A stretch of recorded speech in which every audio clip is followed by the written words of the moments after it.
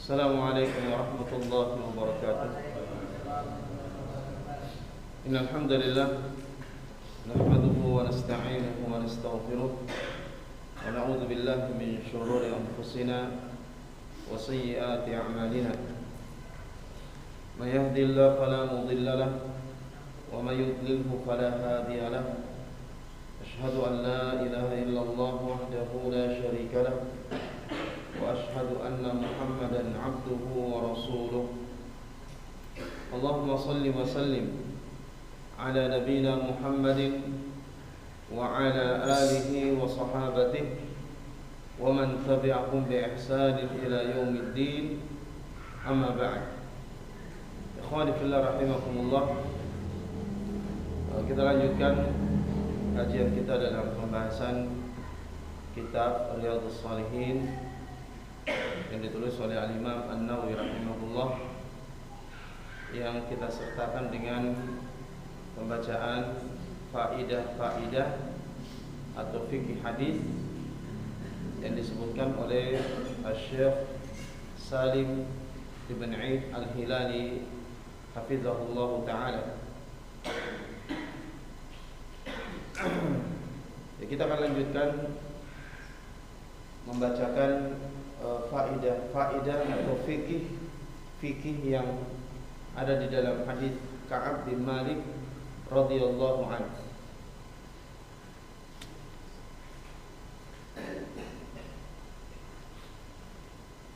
Ada yang bawa kitabnya sampai di mana terakhir kita baca? Hah? Kelas dan nomornya sih. Apa baca di situ? Yang terakhir. Jawazu. Oh iya. Itu terakhir. Banyak jawazu aja ini. Jawazu ta'ni itu. Itu sudah itu. Oh belum itu. Oh berarti sekarang. Baik. Ya selanjutnya, ya karena ini faedah tidak ada nomornya. Di antara faedah dari kisah Ka'ab bin Malik radhiyallahu anhu tersebut, di antara faedahnya adalah jawazu ta'ni fil rajuli bima yaghlibu ala ijtihadihi ala ijtihadit ta'in hamiyatan aw dzabban 'anillahi wa rasulih.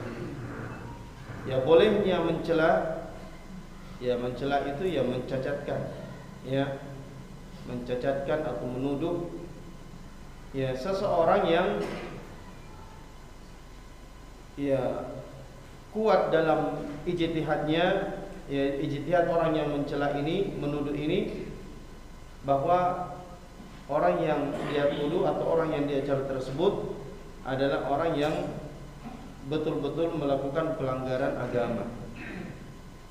Ya, jadi kalau dalam menurut ijtihadnya, ya bahwa orang ini adalah orang yang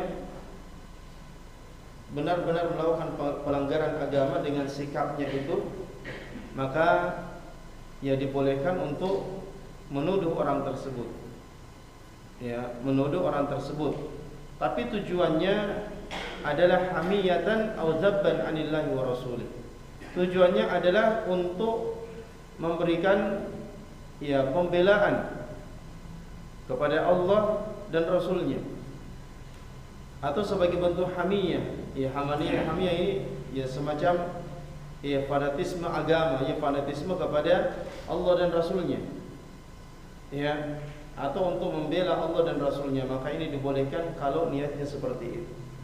Tapi kalau niatnya semata-mata adalah untuk menjatuhkan seseorang, ya, atau untuk mencela seseorang, ya maka ini tentu adalah sesuatu yang sangat tercela, karena innamal a'malu binniyat, ya seseorang itu tergantung pada niatnya. Ya seseorang yang mencela orang yang melakukan pelanggaran agama, niatnya kita apa? Apakah niatnya kita betul-betul untuk membela agama?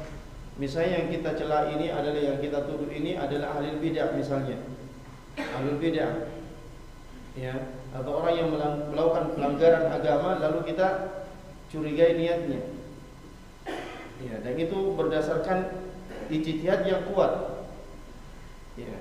Niatnya apa? Kalau niatnya adalah untuk membela agama Allah Rasulnya sebagai bentuk semangat di dalam beragama, ia girah di dalam beragama, maka ini dibolehkan.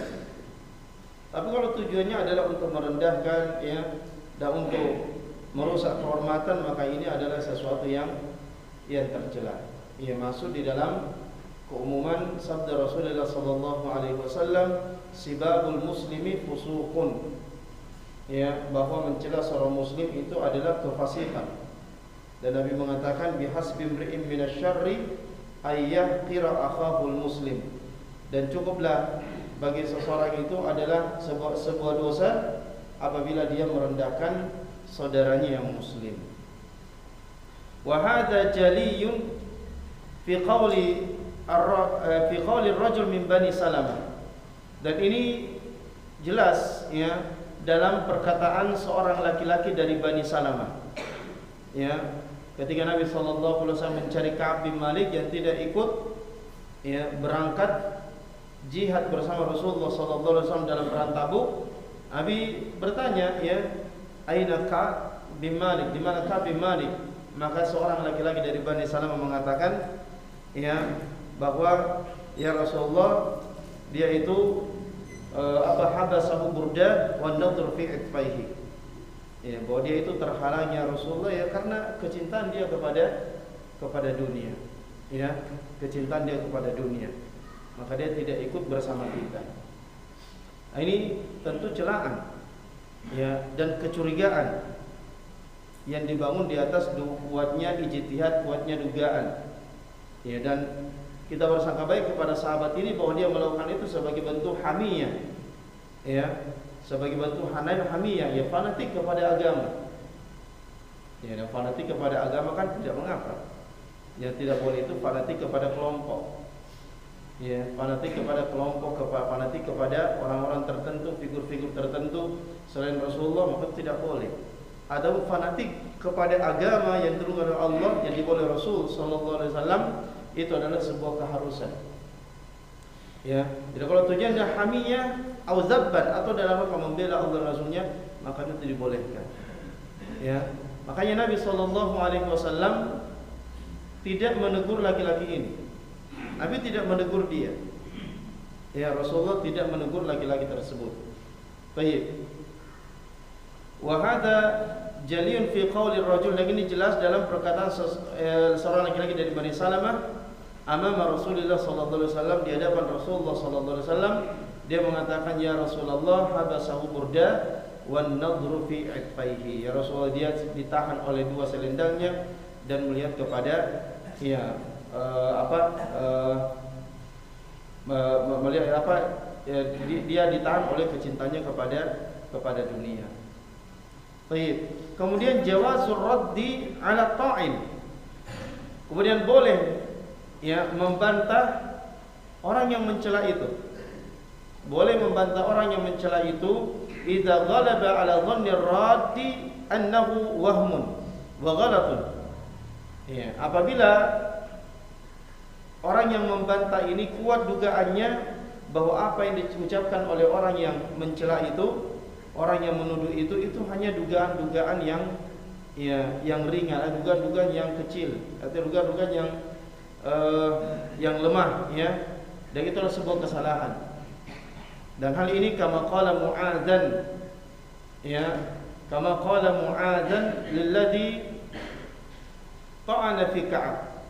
Ya, sebagaimana perkataan Mu'adz, ya, sebagaimana perkataan Mu'adz kepada orang yang mencela Ka'ab bin Malik, yang menuduh Ka'ab bin Malik, di mana Mu'adz berkata, bi sama qulta, sungguh jelek apa yang engkau katakan. Wallahi ya Rasulullah, demi Allah ya Rasulullah, ma alimna alaihi illa khaira, kami tidak mengetahui tentang Ka'ab ini kecuali kebaikan. Ya. Jadi boleh menuduh seseorang kalau memang itu berdasarkan ijtihad yang kuat dan tujuannya adalah sebagai bentuk fanatik kepada agama dan untuk membela agama, itu boleh.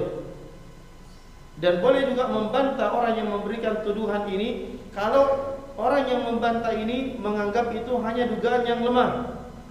Ya. itu hanya dugaan yang lemah.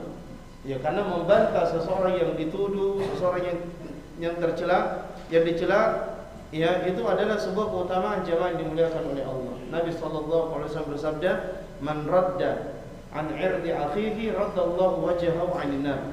Siapa yang membela kehormatan saudaranya, maka Allah akan menjauhkan wajahnya dari neraka. Itu keutamaan. Maka Nabi sallallahu alaihi wasallam disebutkan walam yungkir Rasulullah sallallahu alaihi wasallam ala wahidin minhuma. Nabi tidak mengingkari salah satu dari dua. Ya, karena masing-masing ia mengucapkan ucapan itu bukan atas dasar niat yang tidak baik. Ya, bukan atas dasar niat yang tidak baik. Yang mencela niatnya baik, kemudian yang membela ini juga maksudnya baik. Maka Nabi sallallahu alaihi wasallam tidak memberikan pengingkaran kepada salah satu dari dua orang tersebut, yang menunjukkan dua perkara ini adalah sesuatu yang dibolehkan. Ya. Dan itu semua berdasarkan dugaan yang kuat, berdasarkan ijtihad yang kuat. Ya, makanya jangan dimuliakan oleh Allah, tidak jarang ya kita mendapati dalam ilmu hadis ya, terkadang ada seorang rawi yang dicela. Ya, ada yang dicela, yaitu dijarah ya. Kemudian di sisi lain ada yang memberinya ta'dil, ada yang memberinya pujian. Ya, kan banyak rawi yang seperti itu. Ada yang mencelanya, mengatakan hadisnya tidak sahih, tidak pantas diambil hadisnya. Kemudian di sisi lain ada juga yang menganggapnya thiqah, ya, paling tidak dianggap sebagai seorang yang makbul, diterima atau la ba'sa bih, atau dia tidak mengapa diterima hadisnya. Ya, kadang seperti itu. Dan semua ya ucapan para ulama tentang seorang rawi itu berdasarkan apa? Berdasarkan ijtihad dan niat yang baik. Tujuannya adalah untuk membela agama Allah, untuk memurnikan agama Allah Subhanahu wa taala. Ya, nah itu adalah sesuatu yang dibolehkan. Cuma sikap kita ketika ada seorang rawi misalnya, dia ada yang mencelanya, ada yang memujinya, mana yang kita dahulukan? Ya, mana yang kita dahulukan? Ya, kata para ulama, ya ada sebuah kaidah bahwa al-jarhu muqaddam 'ala ta'dil. Bahwa jarah, ya celaan seorang perawi kepada seorang rawi yang lain, ya, celaan seorang ulama ahli hadis kepada seorang rawi itu lebih diutamakan. Ya, lebih diutamakan 'ala ta'dil, atas pujian yang diperuntukkan kepadanya. Ya, apabila orang yang mencela ini ya yufassil, apabila orang yang mencela ini yang menyebutkan jarah kepada seorang rawi tersebut, itu memberikan rincian, dia menjelaskan, ya, orang ini misalnya tidak boleh diambil hadisnya. Alasannya apa? Ya, alasannya apa? Kalau dia hanya mengatakan dia itu tidak diambil hadisnya, ya matrukul hadisnya, ditinggalkan hadisnya, alasannya apa? Harus ada alasannya, harus menjelaskan. Ya. Kalau dia menjelaskan, maka jarah ini lebih didahulukan daripada orang yang memuji. Karena ketika yang menjarah atau mencela ini punya alasan yang kuat, maka berarti yang memuji ini ya ada sesuatu yang dia tidak tahu yang diketahui oleh orang yang mencelanya. Ya, baik. Wallahu a'lam. Kemudian as-sunnah lil qadim, yang sunnah bagi orang yang datang minas safar, dari safar, ya orang yang baru tiba dari safar, ay yabda bi baitillah qabla baitihi. Ya, dari yang sunnah yang dilakukan untuk orang yang baru tiba dari safar, agar dia memulai rumah Allah Subhanahu wa taala. Artinya memulai memasuki rumah Allah itu masjid qabla baitihi, sebelum rumahnya, wa yusalli fihi rak'ataini, lalu dia salat di dalam masjid tersebut sebanyak 2 rakaat.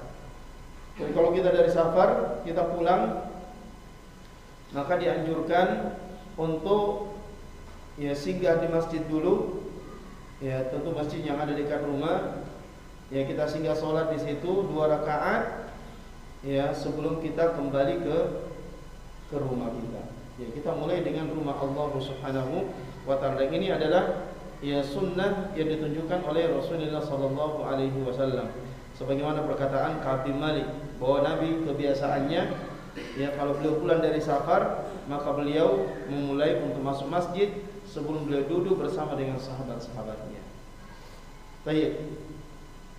Kemudian jamaah dimuliakan oleh Allah, anna Rasulullah sallallahu alaihi wasallam kana yaqbalu alaniyatan man azhara al-Islam minal munafiqin.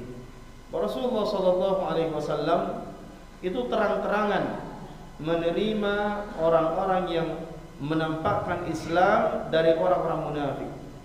Jadi di zaman Nabi itu banyak orang-orang munafik. Ya, banyak orang-orang munafik. Akan tetapi Nabi sallallahu alaihi wasallam ya, menerima keislaman mereka dan menghukumi mereka sebagai kaum muslimin, ya, menghukumi mereka sebagai kaum muslimin, diterapkan padanya ya hukum-hukum Islam. Ya, padahal dia munafik.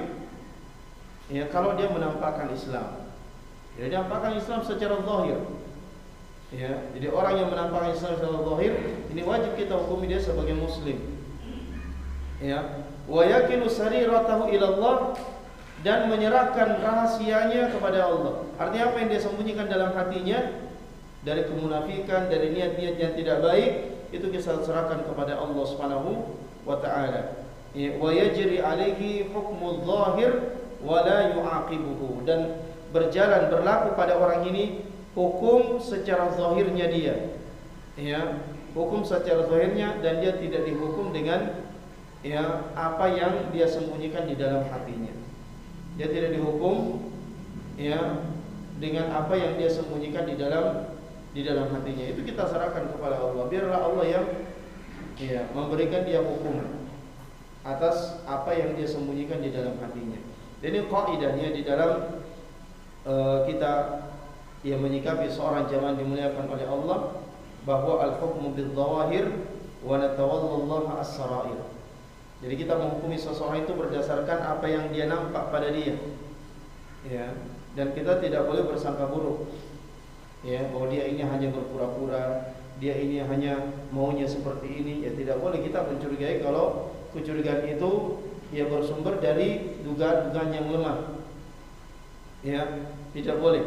Dia menampakkan Islam, kita terima. Kita hukumi, kita sikapi dia sebagai seorang muslim. Ya, tentu sampai dia menampakkan yang aslinya, yang sebenarnya. Ya, kalau dia sembunyikan, ya tidak, kita sikapi dia sesuai dengan apa yang dia nampakkan. Rahasianya kita serahkan kepada Allah Subhanahu wa taala. Ya. Baik.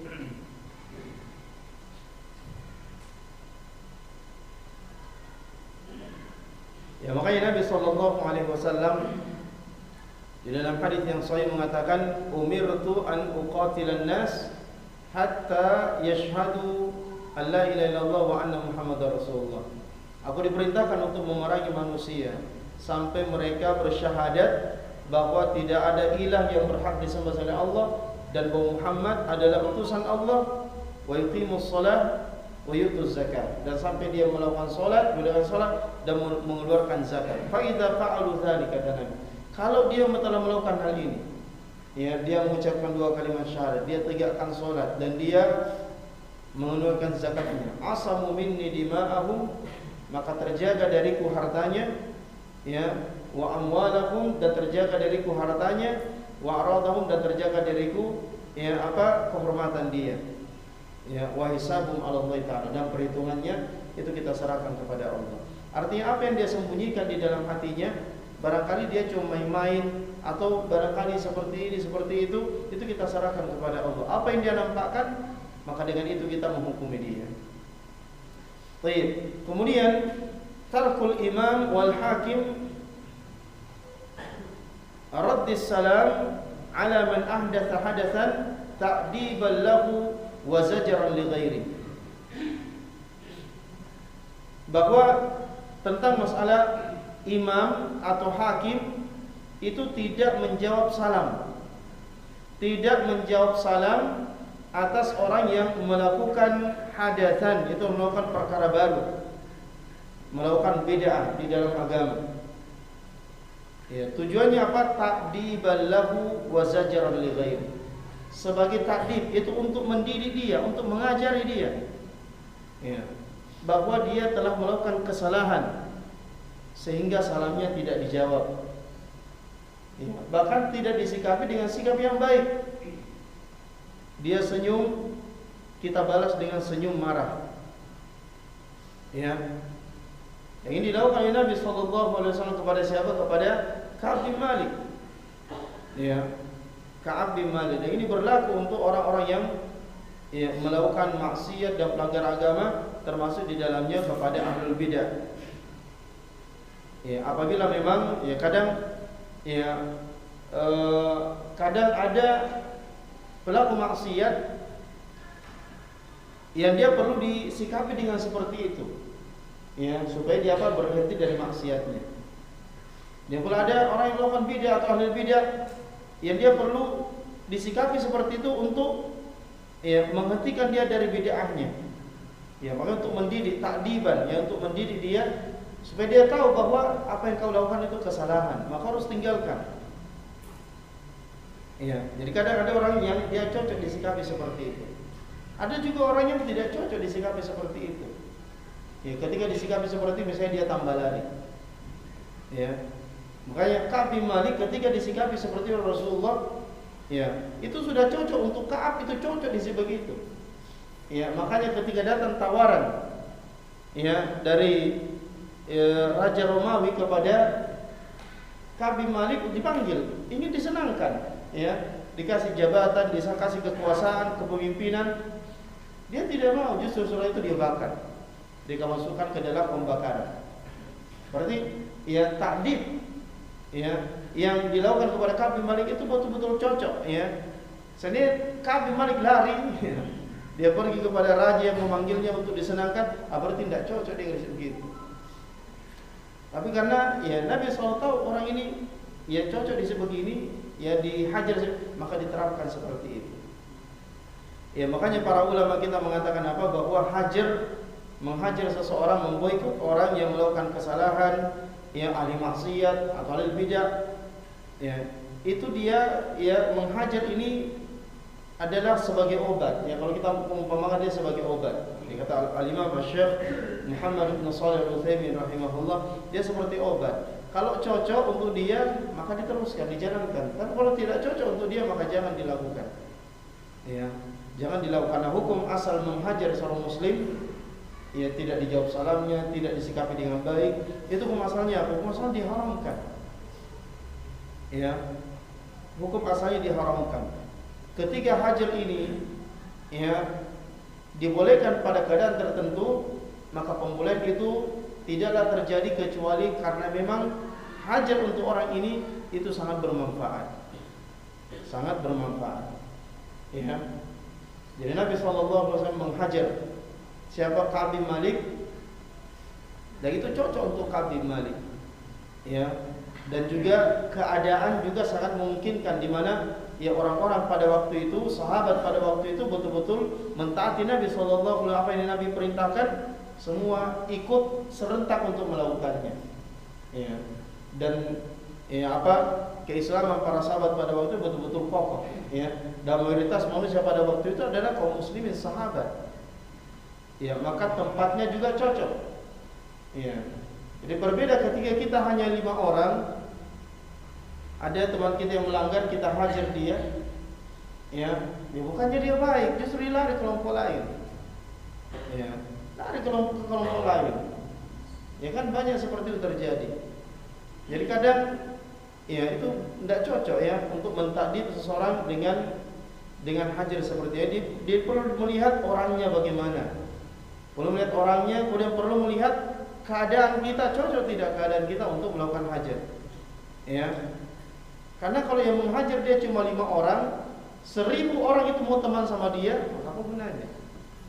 Ini kalau tujuannya mentakdib, ya, takdib, maksudnya memberi didikan sama dia supaya dia tahu bahwa apa yang kau lakukan itu salah. Ya, tapi tujuan menghajar ahli bidah itu kan bukan cuma takdib, tapi ada juga zajran li ghairi. Itu sebagai peringatan bagi orang lain supaya orang lain jangan macam-macam dia. Jangan dekat-dekat dengan orang lain, dengan orang ini misalnya. Kadang ada orang ahli bidah yang dia tidak cocok untuk ditakdib dengan hajar.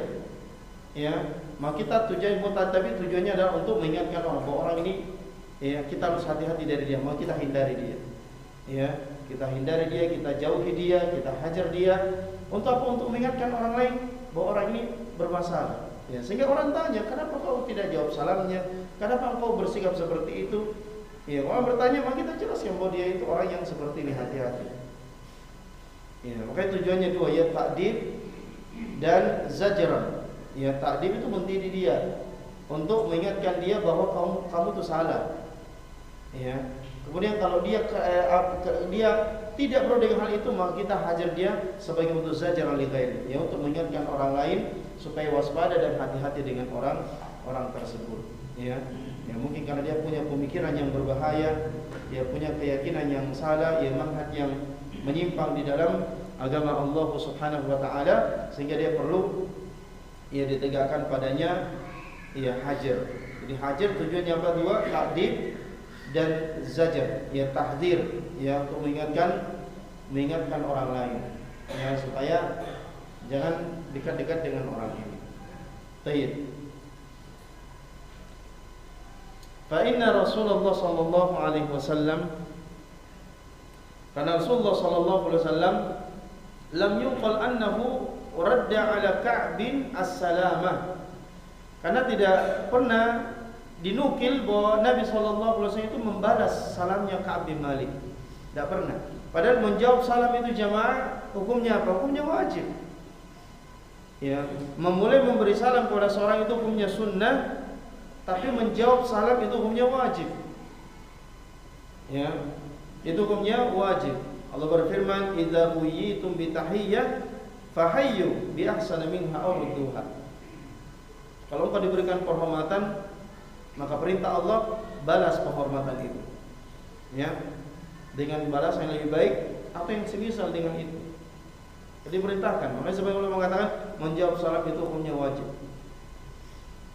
Dan Nabi SAW tidak menjawab salamnya itu sebagai bentuk apa? Ta'dib, ya, untuk mendidik Ka'b bin Malik, ya, supaya dia sadar, tahu, dia menyesal bahwa perbuatannya itu salah, tidak benar. Supaya dia bertobat kepada Allah Subhanahu wa taala dan kembali kepada kebenaran. Jadi tidak pernah diriwayatkan dari Nabi SAW bahwa beliau menjawab salamnya Ka'ab. Bal qabala salamahu bitabassumil mughdib. Bahkan Nabi SAW, ya, menghadapi salamnya Ka'b bin Malik dengan senyuman orang yang marah. Ya, jadi bagaimana orang marah itu senyum, luar biasa menyakitkan sekali. Ya, kalau ada orang yang melihat kita dengan marah, ya, kita sakit. Tapi kalau dia senyum dengan senyuman yang marah, luar biasa, lebih menyakitkan lagi. Ya, betul tidak? Baik. Kemudian mu'atabatul imam wal muta' ashabahu.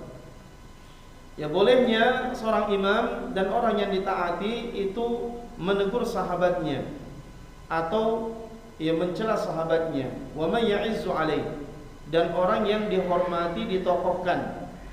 Ya. Jadi orang yang, ya, seorang imam, orang yang ditokohkan, orang yang ditaati, itu dia boleh mencela sahabatnya. Fa inna Rasulullah sallallahu alaihi wasallam ataba ats-tsalatsah duna sa'iri man takhallaf. Ya, karena Rasulullah sallallahu alaihi wasallam itu mencela 3 orang tanpa yang lainnya dari orang-orang yang tertinggal atau tidak ikut di dalam perang perang Tabuk. Ya, tentu celaan dan teguran ini bukan begitu saja dilakukan, tapi ada sebabnya. Ya, ada faktor pemicunya. Ya, maka ketika pemicunya itu ada, maka dibolehkan. Tapi tujuannya bukan semata-mata untuk, ya, merendahkan seseorang, menjadi seseorang, tapi tujuannya adalah dalam rangka, ya, dengan tujuan-tujuan yang, ya, untuk tujuan yang mulia dan tujuan yang baik. Kemudian as-sidqu manjatun. Kejujuran itu adalah jalan selamat. Ya, kejujuran itu adalah keselamatan. Jadi siapa yang jujur, maka kejujuran itu adalah jalan selamat yang ditempuh oleh seseorang. Ya, makanya jangan dimuliakan oleh Allah. Ya, kadang kita mau jujur dan kita tahu kalau saya jujur saya akan mendapatkan resiko yang berat seperti ini. Maka kita harus sabar dan kita yakin bahwa, tidak mungkin Allah merintahkan kita untuk jujur, lalu kejujuran ini akibatnya pasti jelek terus. Ya.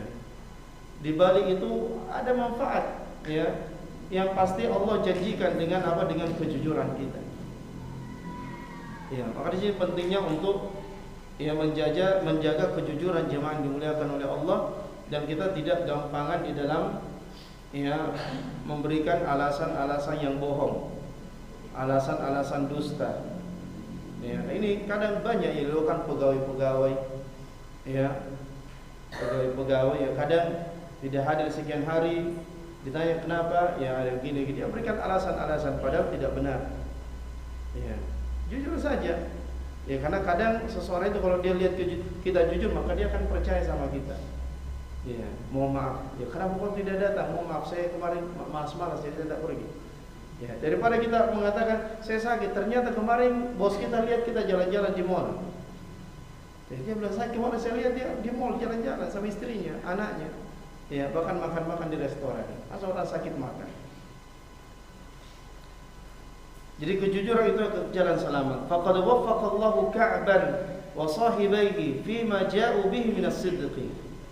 Dan sungguh Allah telah memberikan taufik kepada Ka'ab dan dua sahabatnya, ya, yang juga diboikot oleh Nabi sallallahu alaihi wasallam fima ja'u bihi minas sidqi, ya. Karena apa yang mereka bawa ya datang dengannya dari kejujuran. Jadi yang mereka sampaikan kejujuran. Ya, dengan kejujuran ini akhirnya Nabi sallallahu alaihi wasallam memboikot. Tapi akibatnya akhirnya apa? Akhirnya baik, jangan dimuliakan oleh Allah. Ya, tiga orang ini disebutkan namanya dengan penyebutan yang mulia di dalam Al-Qur'an. Ya. Wa 'ala tsalatsati alladziina khulifu hatta idza dhaqa 'alaihimul ardu bima rahabat. Ya, dan seterusnya. Ya, ini pujian kepada tiga orang bahwa Allah Subhanahu wa taala telah menerima taubatnya dan Allah memuliakan ya tiga sahabat ini. Walaupun namanya tidak disebutkan tapi disebutkan tiga orang. Diabadikan di dalam Al-Qur'an. Gara-gara apa? Gara-gara jujur dia jamaah yang dimuliakan oleh Allah.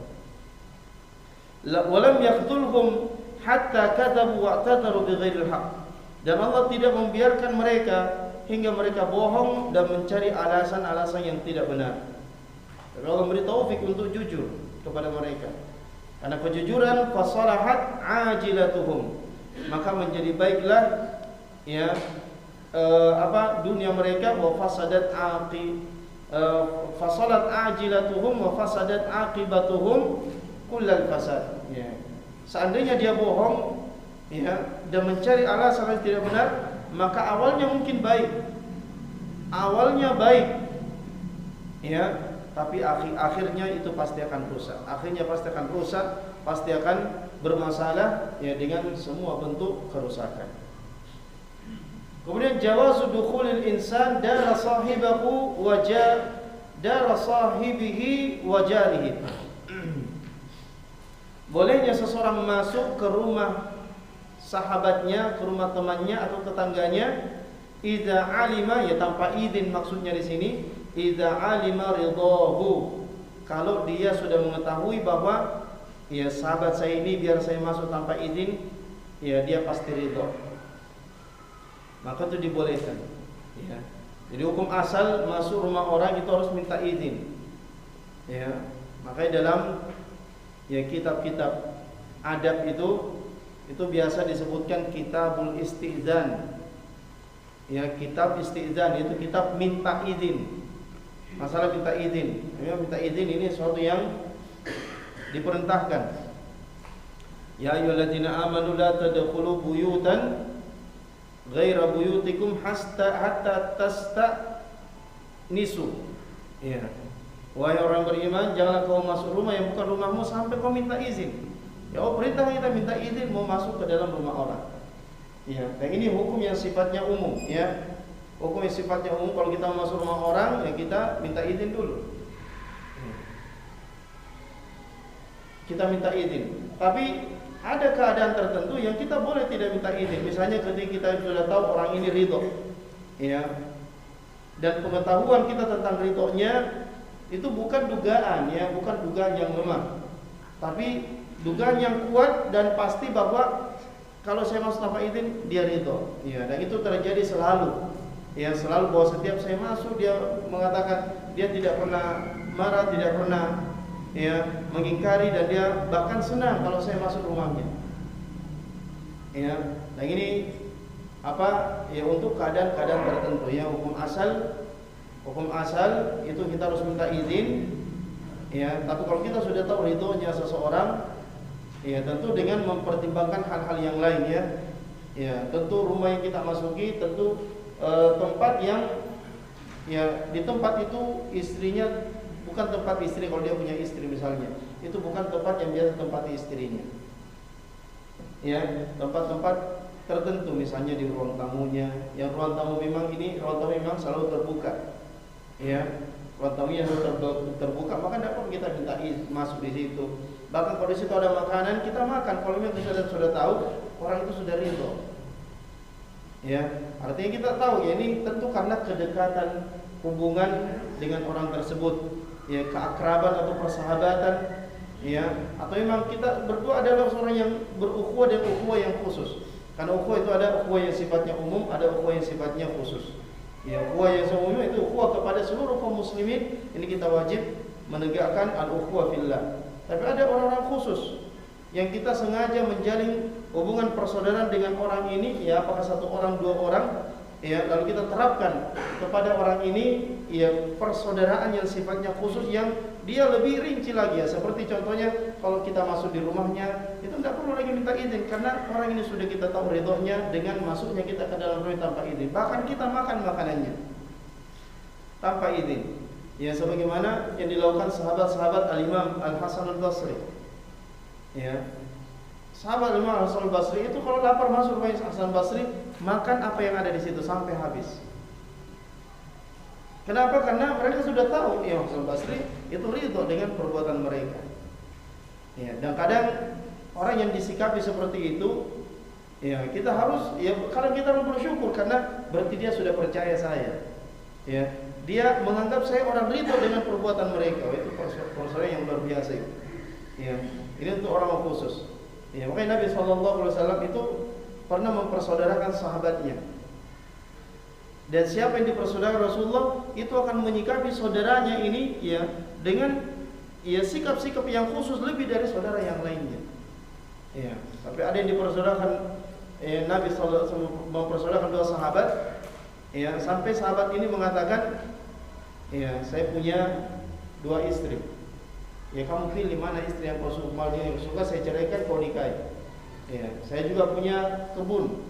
Ya, saya punya tanah kebun yang banyak, silakan kau pilih mana yang kau mau ambil di situ.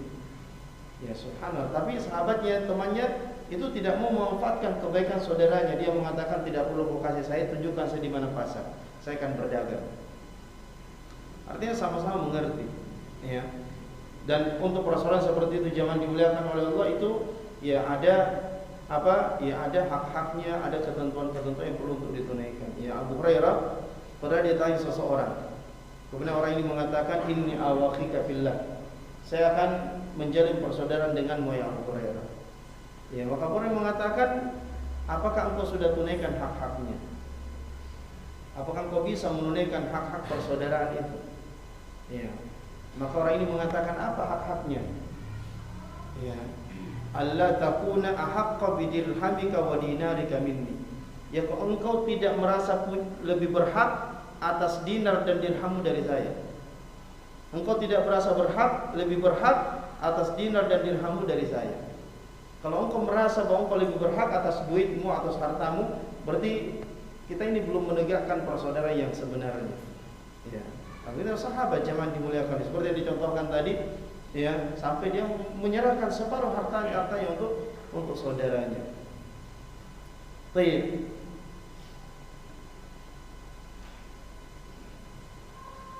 Jadi kalau dia sudah tahu ridhonya maka boleh. Wa illam yasta'dzinhu, ya, dan walaupun dia tidak minta izin. Wa zahiru fi qouli Ka'ab, dan zahirnya hal ini itu ada dalam perkataan Ka'ab bin Malik, hatta idza qala alai dzalika alayya, sampai ketika hal itu sudah berlalu lama, maksudnya ya sikap kaum muslimin kepadanya itu yang menunjukkan sikap yang memboikot beliau, hal itu sudah berselama, ya tasawwartu jidara haiti Abi Qatadah, saya pun memanjat temboknya Abu Qatadah, dan dia adalah anak pamanku, wa habbun nas ilayya, dan dia adalah orang yang paling saya cintai, ya, orang yang paling cintai karena Allah Subhanahu wa taala.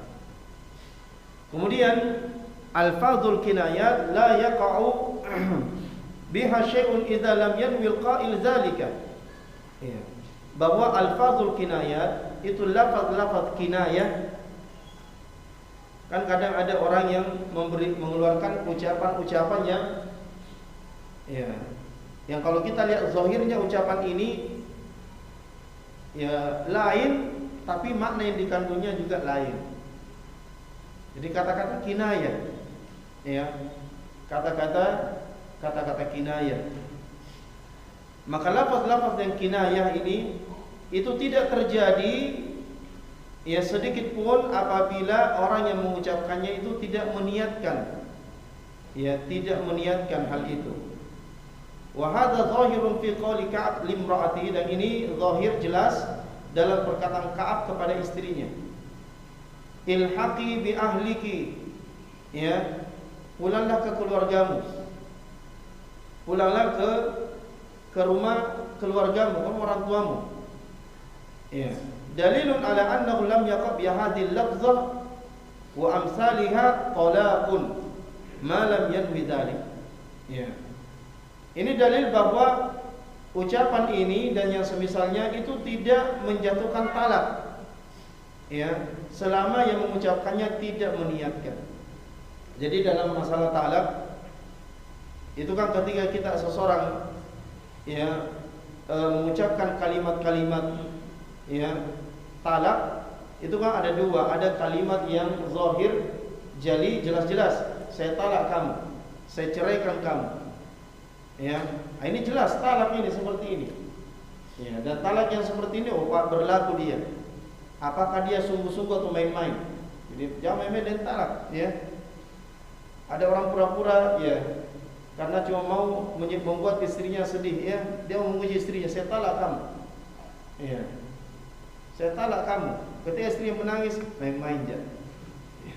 Nah, sudah jatuh talak walaupun Anda bercanda main-main. Ya. Walaupun Anda bercanda main-main. Ya, makanya Nabi mengatakan salasun hasluhunna jiddun jidduhunna jiddun. Ada tiga yang kalau main-main itu terjadi dianggap sungguh-sungguh, dan kalau sungguh-sungguh dianggap sungguh-sungguh. Salah satunya adalah talak. Ya, jadi jangan main-main dengan ucapan talak. Ya, atau dia surat istrinya, ya, saya mentalak Anda, kirim surat SMS, hanya main-main saja, maka sudah jatuh talak satu. Ya, jadi ucapan yang jelas. Tapi kalau ucapannya ucapan kinayah, ya, dia mengatakan, ya pulang pergi ke rumah orang tua, dia tengkar, ya, pulang ke rumah orang tua. Ya, apakah ini talak atau bukan? Kembali kepada niat orang yang mengucapkan. Harus ditanya yang mengucapkan. Anda ketika mengucapkan itu niatnya apa? Apakah Anda niatnya hanya mau tenang-tenang dulu sendiri, ya, atau niatnya suruh pulang istrinya, niatnya adalah menceraikan dia? Nah, ketika ditanya sebab harus jujur, ya, bahwa saya memang niatnya untuk menceraikan dia. Sudah berarti jatuh talak satu.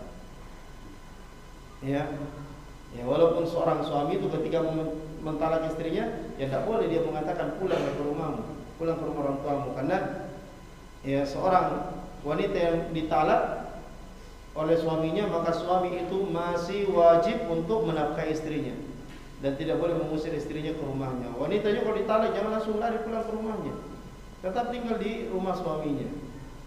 Ya, karena suaminya masih berkewajiban untuk menafkahi dia, ya, sampai habis masa iddahnya, sampai habis masanya, ya, masa iddahnya. Ya, ini wanita yang ditalak. Ya, kalau sudah habis iddahnya, maka wanita ini sama seperti wanita yang lain. Kalau suaminya mau, maka dia lamar lagi, terus keluar panai lagi, ya, mahar, seterusnya mulai dari awal. Ya, dan tujuan wanita disuruh tetap tinggal di rumahnya itu tujuannya baik, ya, jangan sampai, ya, mudah-mudahan supaya suaminya merujuk dia kembali. ya, merujuk dia kembali. Artinya dia tetap berkhidmat kepada suaminya, membuatkan kopi kalau pagi, ya, menggorengkan pisang pagi hari, ya, siapkan sarapan, siapkan makan siang. Ya, ketika dia kebaikan-kebaikan ini, maka suaminya akan berpikir. Akhirnya dia merujuk istrinya. Jadi lafaz-lafaz talak itu ada yang jelas. Kalau jelas ini main-main atau tidak, ya tidak perlu ditanya niatnya, jatuh talak. Ya, jatuh talak. Ya, kalau dia walaupun dia main-main, ya, kecuali kalau dia tidak sengaja, ya, sabqul lisan, atau misalnya dia tidur mengigau, ya, maka itu tidak berlaku, ya. Karena terjadi bukan atas dasar kehendak dia. Taib. Adapun yang kinayah, maka ini harus dipertegas, ya, apa maksud Anda mengucapkan itu, apa talak atau tidak? Ya, kalau talak berarti sudah jatuh talak satu. Dan talak satu ini tidak akan batal, ya, tidak akan batal seterusnya, ya, walaupun dia sudah rujuk. Kalau sudah rujuk berarti tetap satu, tetap. Kalau dia lakukan lagi berarti talak dua, ya, dan itu hanya sampai talak tiga. Kalau sudah talak tiga, tidak boleh lagi kembali kepada istrinya sampai istrinya itu menikah dengan laki-laki lain atas dasar suka sama suka, kemudian mereka bercerai. Ya, kalau sudah bercerai maka suami dulunya, yaitu baru bisa melamar kembali, ya, panai lagi. Baik, istihbabu sujud syukur. Dianjurkan sujud syukur. Wa qad sajada Ka'bun hina sami'a sauta al-mubashshir. Dan Ka'ab itu bersujud ketika mendengarkan suaranya orang yang memberikan kabar gembira. Wa dhahiru anna hadhihi 'adatus sahabah, dan zahirnya adalah bahwa ini merupakan kebiasaan para sahabat radhiyallahu anhum. Dan ini juga kebiasaan Rasulullah sallallahu alaihi wasallam ketika disurati oleh Ali bin Abi Thalib tentang masuk Islamnya Hamdan, ya, salah sahabat, maka Nabi sujud syukur, ya, Nabi sujud syukur, ya, ketika itu. Baik. Yang kita baca dalam sujud syukur, ya, sujud syukur ini ketika kita mendapatkan nikmat yang baru. Jadi siapa yang mendapatkan nikmat yang baru, sujud syukur. Ya, tiba-tiba ditelepon, ya, ada yang mau kasih hadiah, ya, kasih hadiah mobil, masya Allah, ya, sujud syukur ini nikmat yang baru. Ya, jadi siapa yang merasa mendapatkan nikmat yang baru, maka dianjurkan baginya untuk melakukan sujud, ya, syukran lillah, ya, sebagai bentuk kesyukuran kepada Allah Subhanahu wa taala atas karunia-Nya. Kemudian jemaah dimuliakan oleh Allah, hirsus sahabah 'alal khair. Semangatnya sahabat kepada kebaikan. Jadi para sahabat adalah orang-orang yang semangat kepada kebaikan. Dan ini yang ditunjukkan oleh, ya, banyaknya para sahabat bertanya tentang kebaikan-kebaikan kepada Nabi sallallahu alaihi wasallam. Ya. Ayyul a'mali ahabbu ilallah, ya Rasulullah, amal apa yang paling dicintai oleh Allah? Ya. Hanya sahabat yang bertanya kepada Nabi tentang kebaikan-kebaikan. Itu pertanda bahwa para sahabat adalah orang-orang yang cinta kepada kebaikan. Ya, dan mereka adalah orang-orang yang selalu bersegera, ya, kepada kebaikan yang Nabi sallallahu alaihi wasallam, ya, perintahkan kepada mereka. Ya. Para sahabiyat ketika turun ayat perintah untuk berhijab, ya, maka mereka langsung mencabut, ya, melepaskan tirai-tirai, ya, apa yang menutupi ruh mereka itu, ya, mereka jadikan sebagai jilbab. Mereka menutupi tubuhnya dengan itu. Ya, ini menunjukkan bahwa mereka adalah orang-orang yang cinta kepada kebaikan dan bersegera kepada kebaikan. Ya. Ketika Nabi SAW mengirim sahabat untuk mengumumkan bahwa kiblat dirubah. Ya, jadi karena awalnya orang sholat kiblat itu, sahabat kiblatnya menghadap ke Masjidil Aqsa, Palestina. Dan Nabi selalu melihat ke langit berharap supaya turun wahyu kiblat ini dirubah ke Masjidil Haram, ke Ka'bah. Maka turunlah ayat yang memberitakan fawalli wajhaka syatrul Masjidil Haram. Maka arahkanlah wajahmu ke arah, ya, Masjidil Haram, yaitu Ka'bah. Maka ada sahabat yang diperintahkan untuk mengumumkan hal itu. Kemudian sahabat pada waktu itu sedang sholat, dan mereka pada waktu itu sementara ruku. Ketika mereka mendengarkan berita dari utusan Rasulullah bahwa kiblat sudah dirubah ke Masjidil Haram, maka para sahabat ini tidak tunggu berdiri kemudian menghadap kiblat, tidak. Sambil mereka ruku, mereka berputar. Ya, dari Masjidil Aqsa kemudian berputar langsung ke Masjidil Haram dalam keadaan ruku, ya bukan sujud. Dalam keadaan ruku mereka berputar, ya memutar badannya mengarah ke Masjidil Haram, tidak tunggu berdiri atau tidak pikir-pikir, betul tidak, itu tidak, ya masih dipikir panjang enggak, tapi langsung mereka amalkan itu. Ya, para sahabat ketika mendengarkan berita diharamkannya khamr, ya, ketika diharamkan khamr, apa yang dilakukan para sahabat?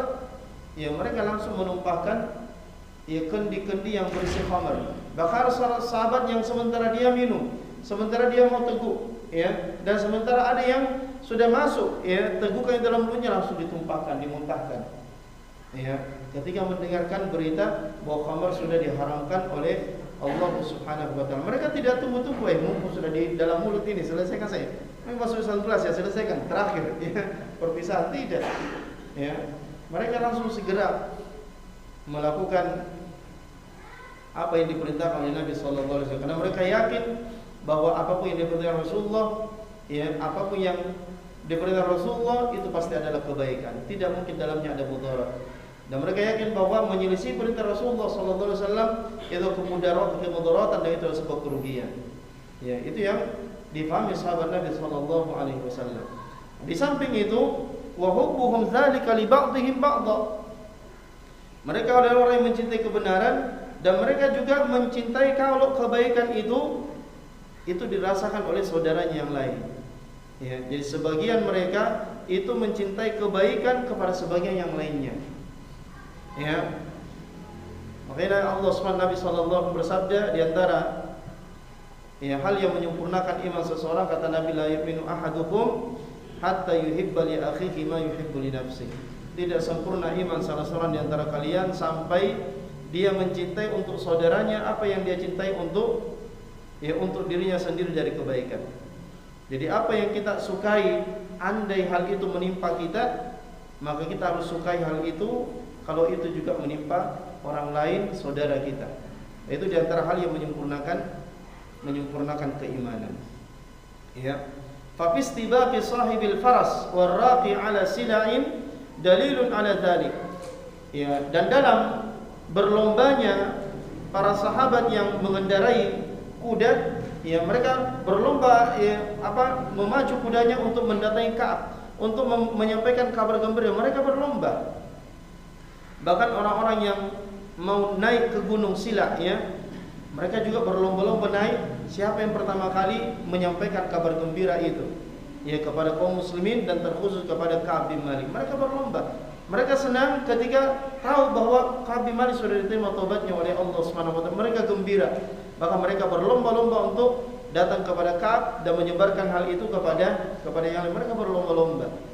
Ya, bahwa mereka suka kalau orang lain juga mendapatkan kebaikan. Wa tanafusuhum fi masarrati ba'dihim ba'dha, dan mereka berlomba-lomba untuk menyenangkan dan menggembirakan sebagian mereka dengan sebagian yang lainnya. Ini di antara sifatnya sahabat ridwanullah alaihi. Jadi betul-betul yang namanya dengki itu hampir tidak memiliki ruang, ya, di dalam hati mereka, di antara mereka tidak dengki. Ya, karena seorang ketika mencintai gembira, ketika orang lain gembira, itu menunjukkan bahwa dalam hati tidak ada ruang untuk kedengkian. Ya, dan itu menunjukkan bersihnya dan sucinya hati-hati para sahabat Nabi sallallahu alaihi wasallam. Ya, dan karena itulah Allah memilih mereka untuk menjadi sahabat Rasulullah. Ya, karena dalam hadis disebutkan Allah melihat kepada hati-hati manusia. Ya, maka Allah mendapati hatinya Muhammad sebagai hati yang paling baik. Ya, kemudian dilihat lagi hati-hati manusia, maka didapati hatinya para sahabat sebagai orang-orang yang paling baik hatinya. Ya, sebagai orang-orang yang paling baik hatinya. Ya, maka mereka tidak menjadi sahabat itu kebetulan hidup di zaman Nabi, tidak. Tapi memang mereka sudah dipilih sebagai orang-orang yang paling baik hatinya. Ya, makanya para sahabat jangan dimuliakan oleh Allah, itu adalah generasi manusia yang tidak akan muncul lagi generasi sebaik mereka. Tidak mungkin muncul setelah masa sahabat ada generasi yang sama baiknya. Itu mustahil. Yang sama saya tidak mau, paling yang lebih tidak mungkin. Ya.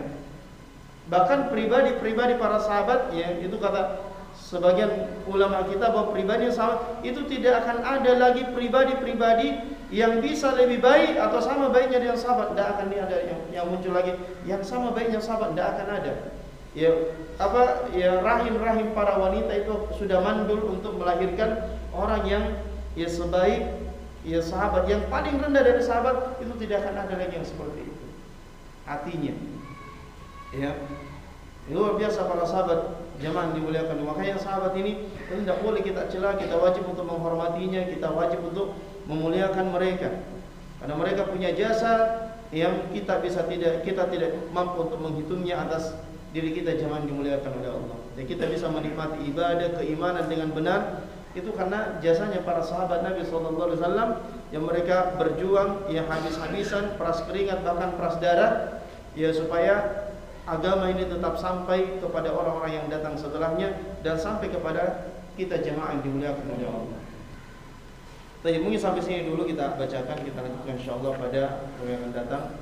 Subhanakallahumma bihamdik, nasyhadu an la ilaha illa anta, nastaghfiruka wa atubu ilaik. Wassallallahu ala nabiyyina Muhammad wa ala alihi wa sahbihi wa sallam. Wa akhiru da'wana alhamdulillahi rabbil alamin. Wassalamu alaikum warahmatullahi wabarakatuh.